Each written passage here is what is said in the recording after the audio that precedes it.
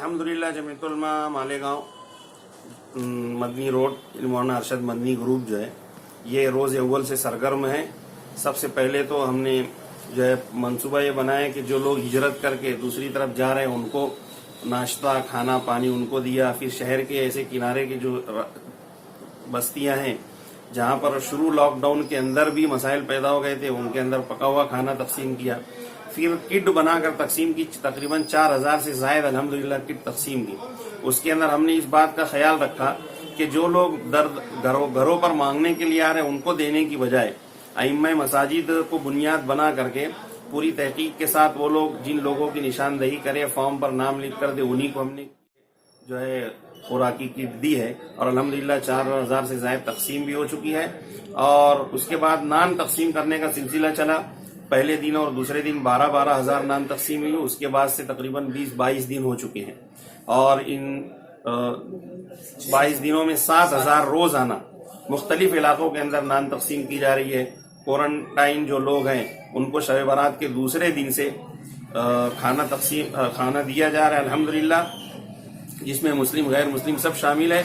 और इसकी खिदमत करने के अंदर किसी भी मसलक की कोई तमीज नहीं है बल्कि सब मसलक के जो लोग हैं जमीयत के साथ शाना बशाना होकर के काम कर रहे हैं।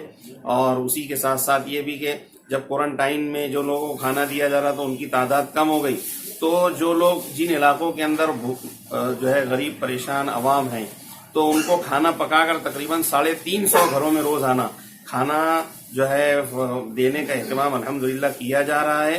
और 20-25 घर किसी इलाके में 20-25 घर किसी इलाके में इस तरह किया जा रहा है।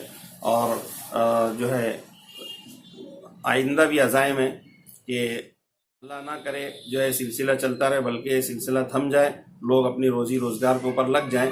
लेकिन जो इस सूरत हाल के पेश नज़र हम जो है आइंदा भी किट तकसीम करने का इरादा रखते हैं। इंशाअल्लाह वो भी तहकीक करके लोगों तक पहुंचाई जाएगी।